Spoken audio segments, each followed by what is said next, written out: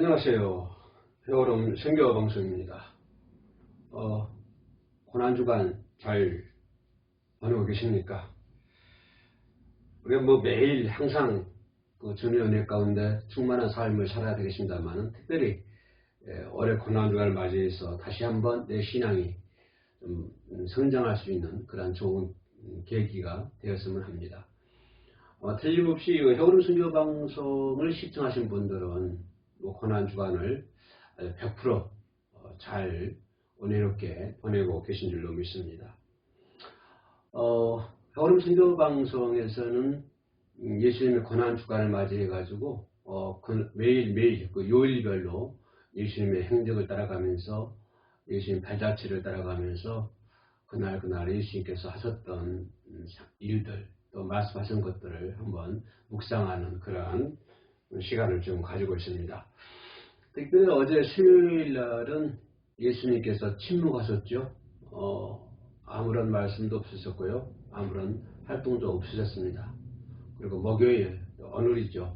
오늘은 특별히 여러분 잘 아시다시피 제자들과 성찬식, 6월절 성찬식을 가졌고요.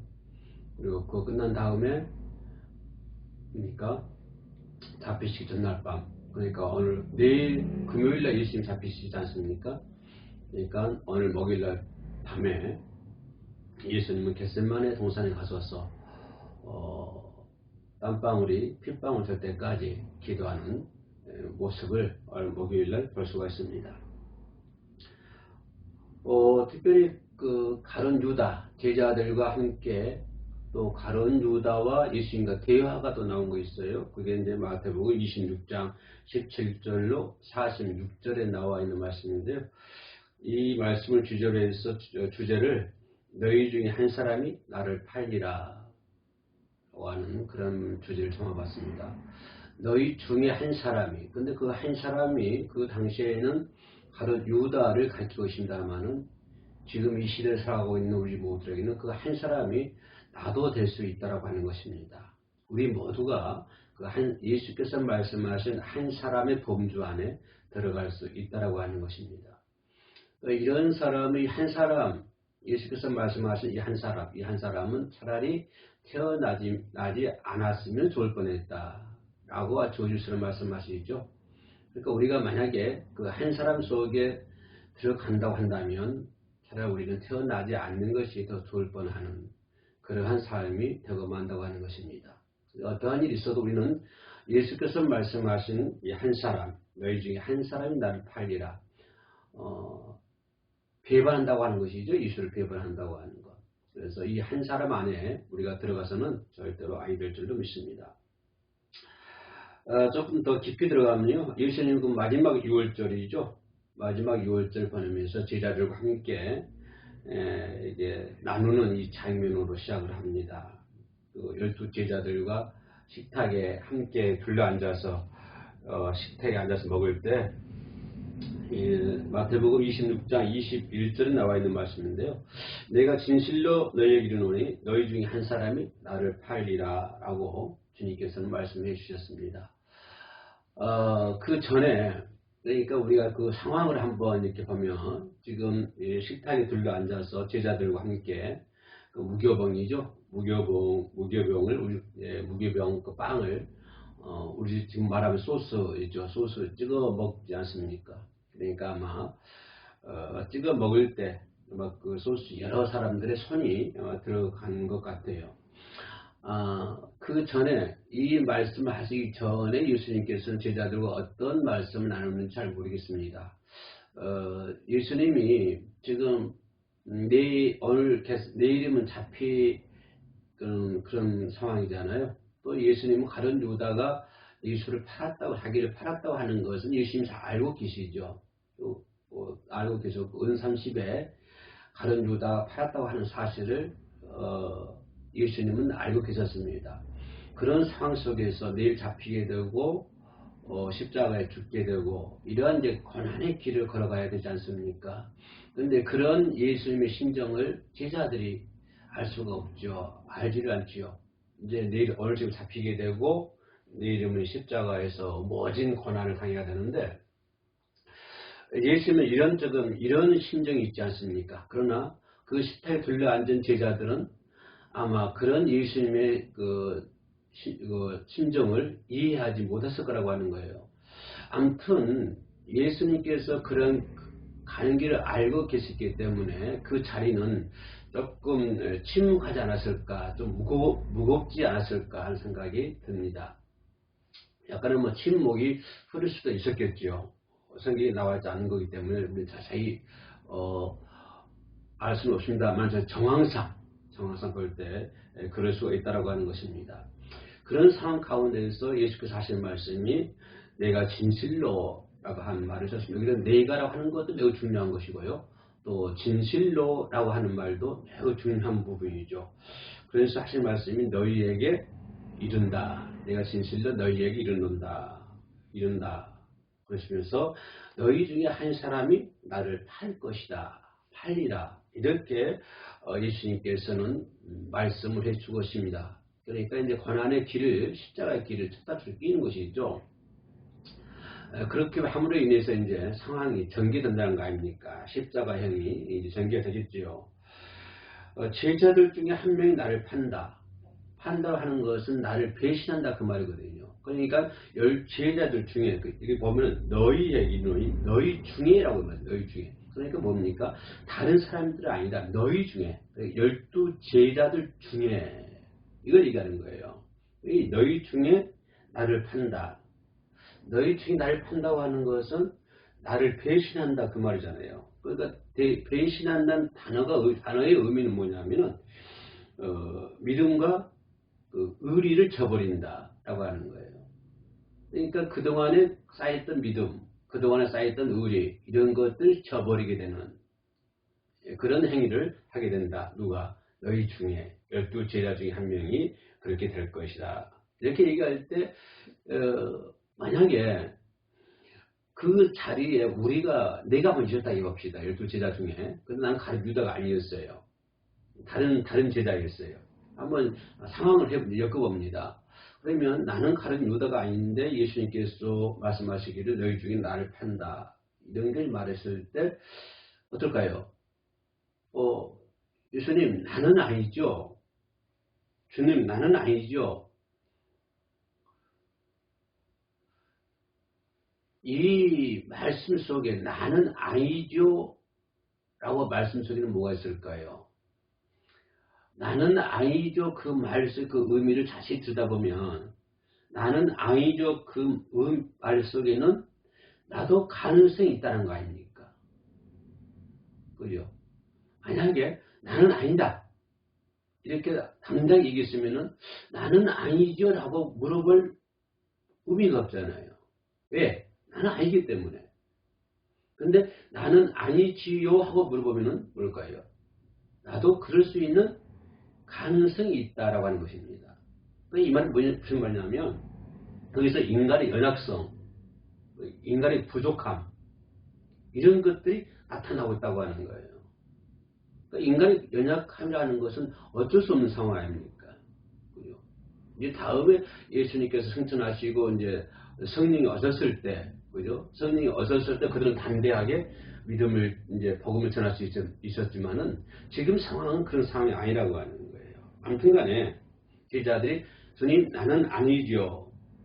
제자들이 없이 또 근심했을 거 아니에요. 왜냐하면 그동안에 예수님과의 제자 관계 속에서 신뢰도 있었을 것이고 또 많은 기사와 이적을 제자들이 많이 봐왔었고 또 예수님의 가르침도 많이 들었기 때문에 누가 제자 중에 예수를 판다 이런 것 자체가 제자들에게 매우 근심된 일이 아닙니까?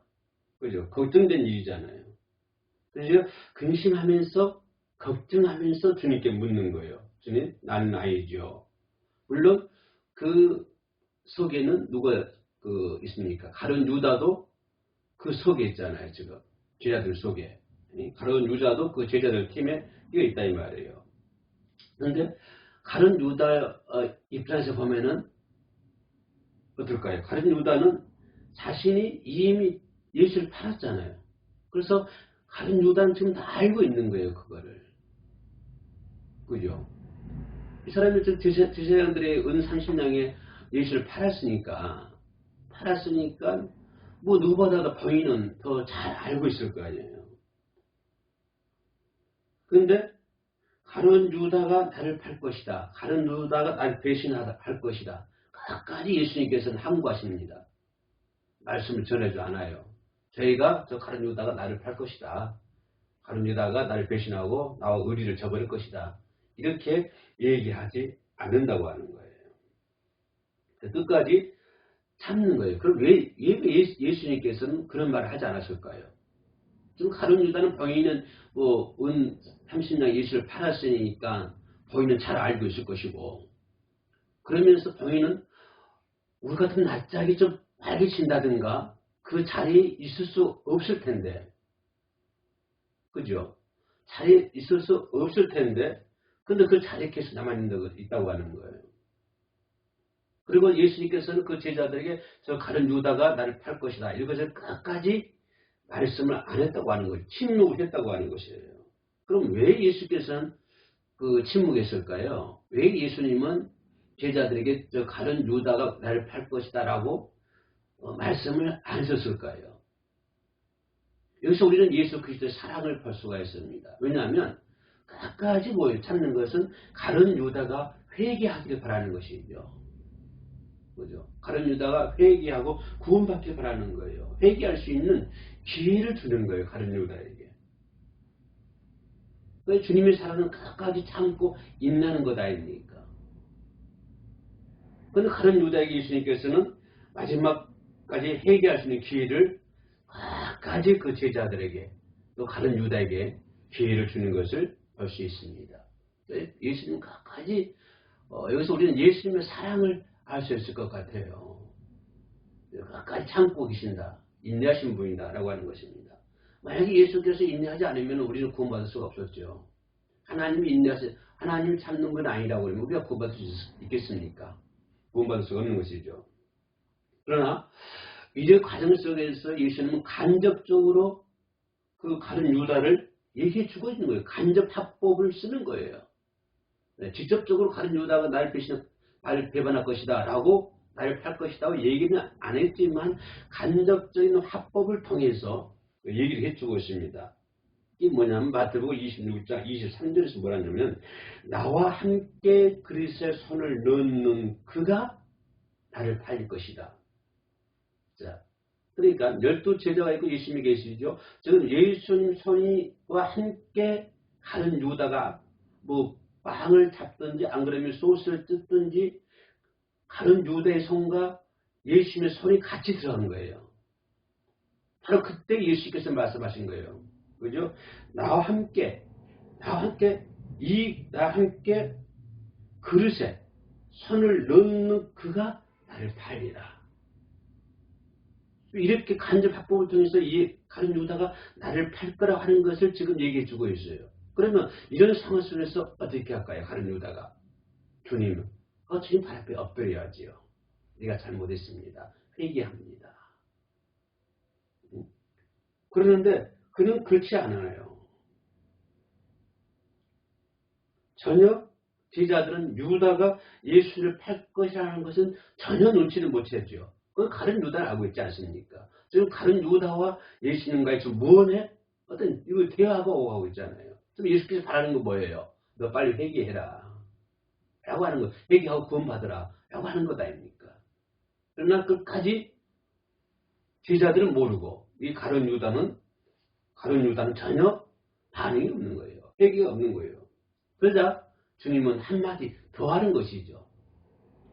한마디 더 해요. 어떤 말을 하냐면요. 마태복음 26장 24절 말씀인데, 인자를 파는 사람에게는 화가 있을 것이다. 그리스도 하신 말씀이, 그 사람은 차라리 태어나지 아니하였더라면 좋을 뻔하여. 아주 무서운 말씀을 하잖아요. 지금 가룟 유다도 예수님의 기사와 이적을 많이 목격했던 사람이에요. 그죠? 그리고 예수님께로부터 많은 말씀을 들었던 사람이에요.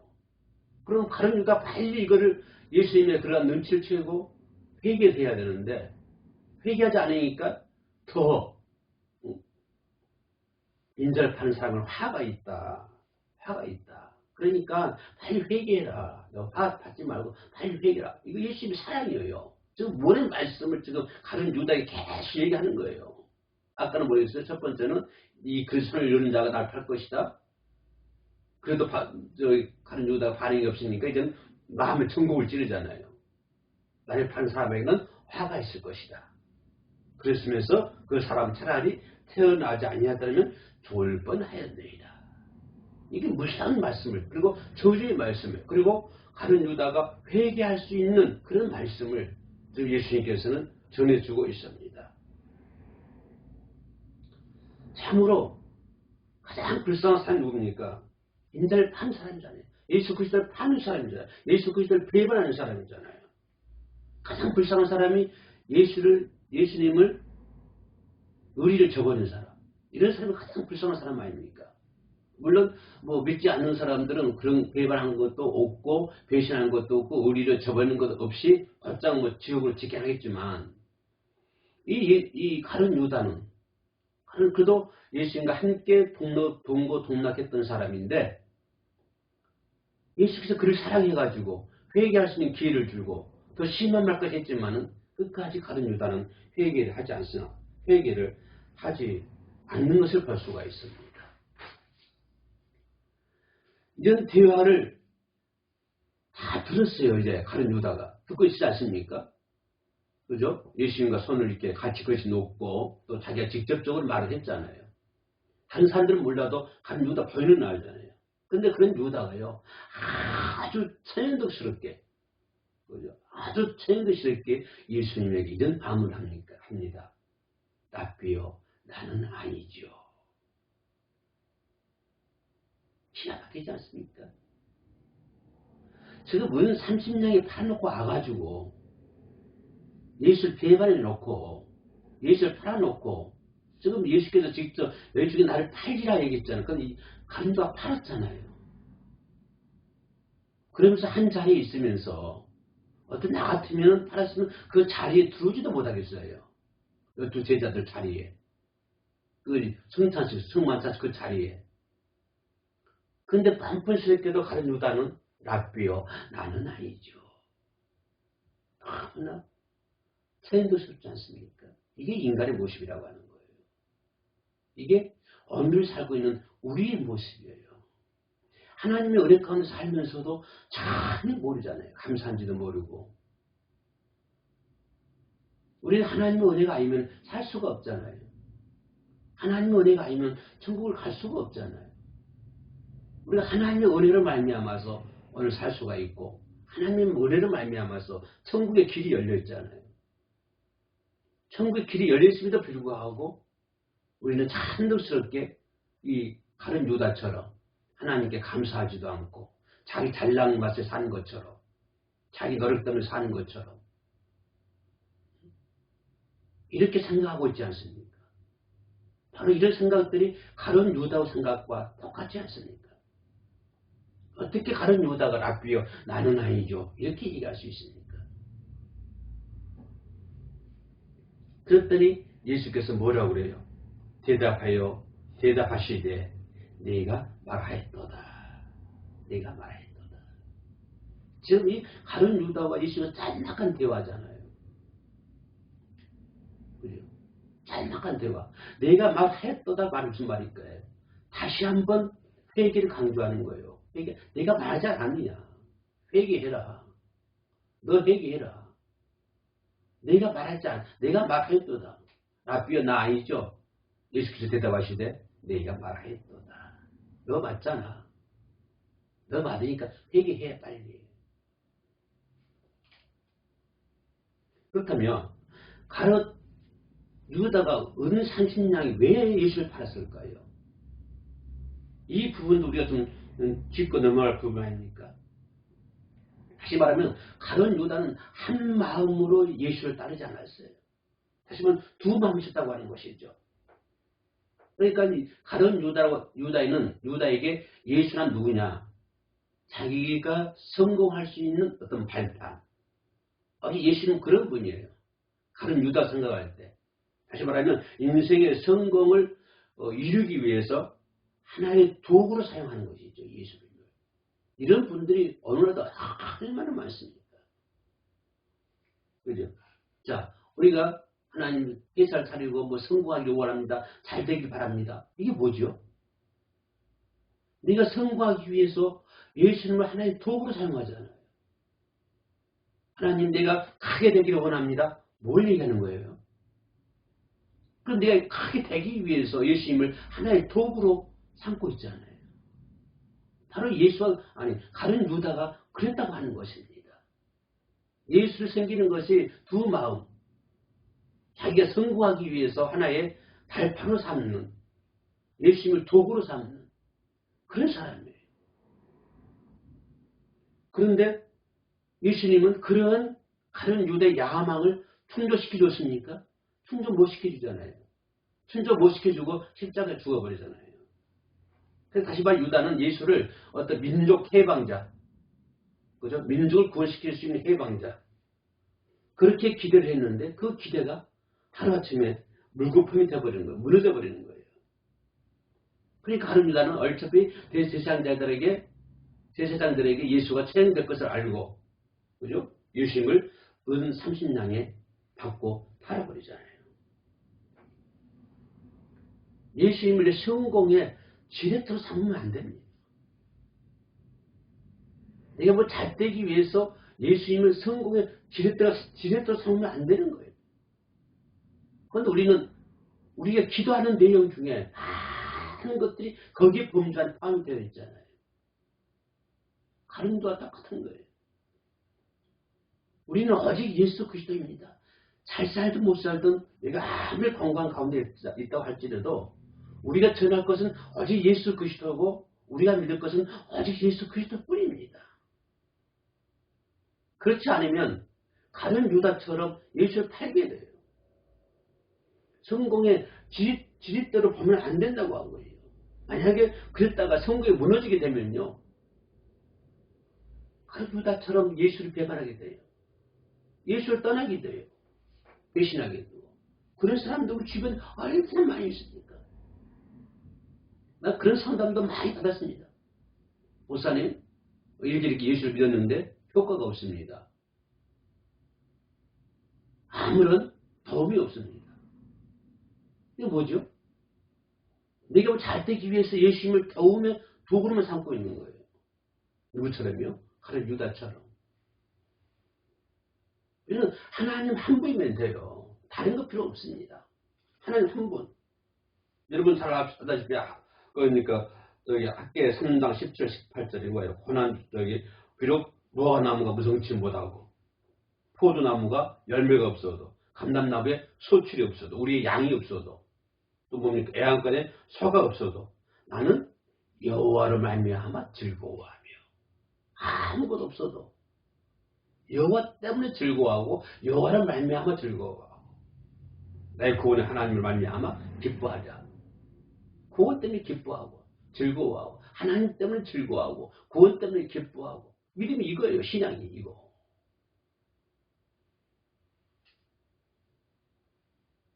그뿐이니까 가룟 유다는 돈을 사랑하지 않습니까?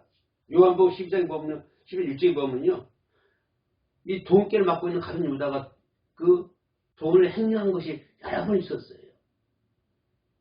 돈을 횡령한 것이. 탐욕이잖아요. 탐욕. 돈에 대한 탐욕. 이 탐욕은 자라난 나무와 똑같습니다. 자꾸 성장을 해요. 탐욕이. 네. 계속 자라는 거예요. 그래서 결국은 이 탐욕이 눈이 멀다 보니까 결국 가룟 유다는 예수를 팔아넘겨버리잖아요. 돈에 대한 탐욕이 끈질기게 너무 끈질기게 일만의 악의 뿌리라고 그랬잖아요. 돈을 사랑한다고 하는 것이. 여러분 인신매매 많이 들어봤죠? 인신매매 목적이 무엇입니까? 탐욕이에요. 탐욕. 이 가룟 유다도 그 탐욕 때문에 결국은 그 탐욕이 성장을 해가지고 예수를 팔아넘겨버리잖아요. 우리는 이 고난주간 예수님의 성만찬을 통해서 우리들의 믿음을 다시 한번 점검해 볼 수 있는 그런 아주 은혜로운 고난주간을 보내야 될 줄로 믿습니다. 감사합니다.